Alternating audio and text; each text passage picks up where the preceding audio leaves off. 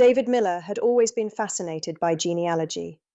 At 62, recently retired from his accounting firm, he finally had time to pursue the family history research he'd been putting off for years.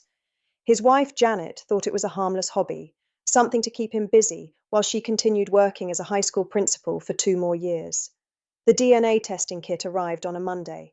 David swabbed his cheek with the enthusiasm of someone about to unlock centuries of family mysteries. He'd already built an impressive family tree going back to the 1800s, but the genetic testing would fill in the gaps, maybe connect him with distant cousins, perhaps solve the mystery of his great-grandfather's origins. 6 weeks later, the email arrived. David's DNA results were ready. He opened his laptop in the kitchen while Janet prepared dinner, humming cheerfully as she chopped vegetables for their evening meal. They'd been married 32 years, and this peaceful domestic routine was everything David had worked toward. Their 2 sons, Michael and James, both successful in their own right, lived nearby with their families. Life was exactly as it should be. The DNA results loaded slowly. David scrolled through the ethnicity breakdown first, unsurprised to see the mix of Irish and German heritage he'd expected. Then he clicked on the DNA Matches tab, eager to see what relatives the service had found. The first match stopped him cold. James Miller. Predicted relationship. Uncle or half-brother. David stared at the screen, certain there was an error. James was his son, not his uncle or half-brother. There had to be a mistake in the algorithm, some glitch in the system. He clicked on James's profile, hoping for clarification. The shared DNA percentage stared back at him, 22.7%. David's hands began to shake as he searched the help section, learning what those numbers meant. A father shares approximately 50% of his DNA with his biological children. Uncles and half-brothers share around 25%. The number on his screen was impossible to ignore. James was not his biological son. David closed the laptop and excused himself from dinner, claiming a sudden headache. He spent the rest of the evening in his study, researching, calculating, trying to find any explanation other than the obvious one. He learned about genetic recombination, statistical variations, testing errors, but every resource confirmed the same thing. James shared the DNA of a nephew, not a son. The timeline was brutal in its clarity. James had been born 9 months and 2 weeks after David and Janet's wedding. David had always been proud that they'd waited until marriage, that James was conceived on their honeymoon. But if James wasn't his biological child, then Janet had been pregnant before their wedding, pregnant with another man's baby. David spent 3 sleepless nights wrestling with the information before confronting Janet. He chose a Saturday morning, after their usual coffee and newspaper routine, when the house was quiet and peaceful. He opened his laptop and showed her the DNA results without saying a word. Janet's face went white as she read the screen. Her coffee cup slipped from her fingers, crashing to the kitchen floor in a splash of ceramic and coffee. For a long moment, neither of them spoke.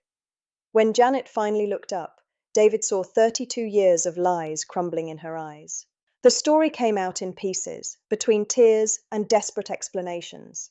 Janet had been dating someone else before David, a relationship that had ended badly just weeks before she met David at a mutual friend's party.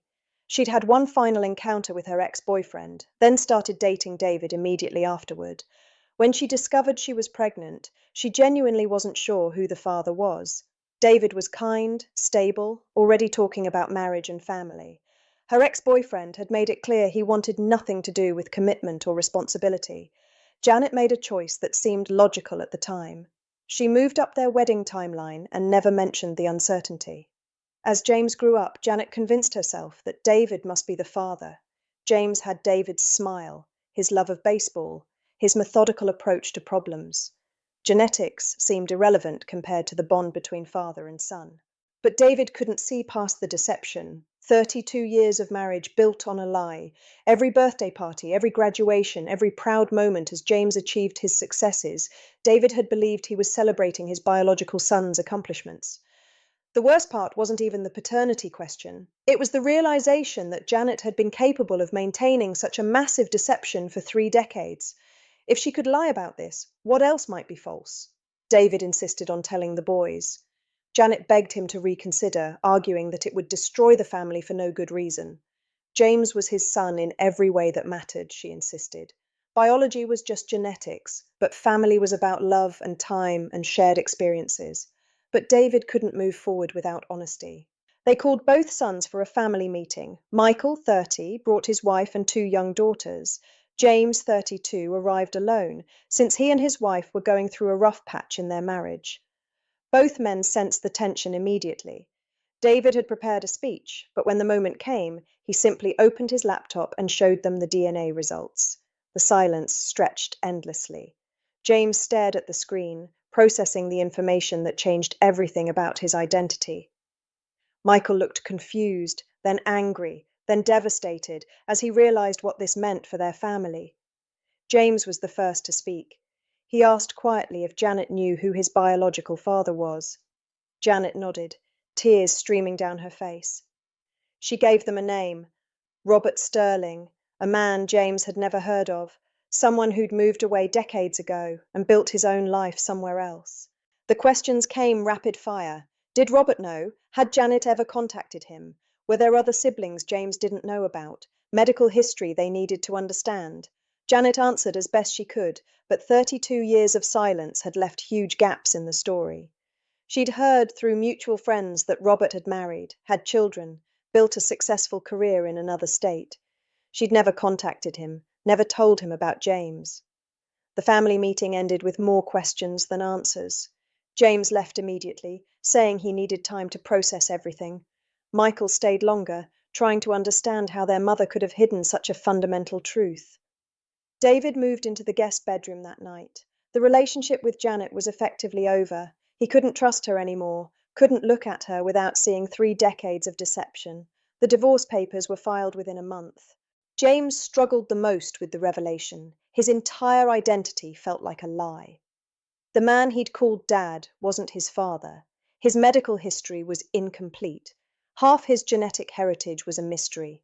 His marriage, already strained, crumbled under the weight of his identity crisis. He eventually hired a private investigator to locate Robert Sterling. The meeting between biological father and son was awkward and painful. Robert had indeed moved on with his life, had 3 other children, and was shocked to learn about James's existence. He agreed to meet, answered medical history questions, but made it clear he had no desire for an ongoing relationship. Michael felt caught in the middle, watching his family disintegrate over information that couldn't be changed.